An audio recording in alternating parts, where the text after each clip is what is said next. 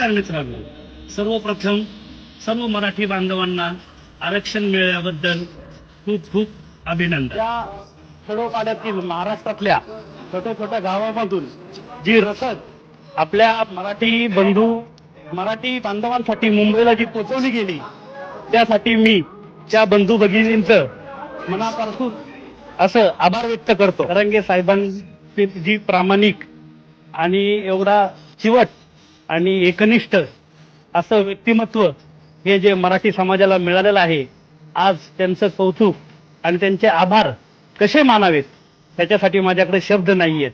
संपूर्ण मराठा समाज हा त्यांचा कायम ऋणी राहील, एवढंच मी तरंगे साहेबांबद्दल आणि पाटील साहेबांबद्दल बोलू शकतो. म्हणजे महाराष्ट्राचे मुख्यमंत्री त्यांनी प्रचंड दबाव आणि त्यांच्यावरती भयंकर आरोप असे झाले असताना सुद्धा त्यांनी जे अत्यंत शांतपणे आणि संयमाने जो हा मराठी आरक्षणाचा मुद्दा त्यांनी सोडवला, त्याच्यातूनच त्यांची राजकीय परिपक्वता व मॅच्युरिटी समजून येते. नक्कीच भविष्यात ते देशाचं नेतृत्व करतील याबद्दल माझ्या मनात कुठलीही शंका नाही.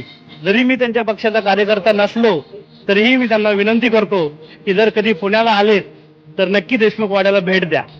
शेवटचा विषय, जी मंडळं ही गोरगरीब आणि सर्वसाधारण भक्तांच्या देणगीवर आज जी करोडपती लखपती झाली, आज त्यांनी कमीत कमी माणसाला माणूस तरी समजावं एवढीच इच्छा आम्ही व्यक्त करतो. कारण एवढा घमंड अहंकार हा रावणाला सुद्धा होता आणि त्याची तर लंका सोन्याची होती, तर मग त्या पुढे आपला कुठं निभाव लागणार.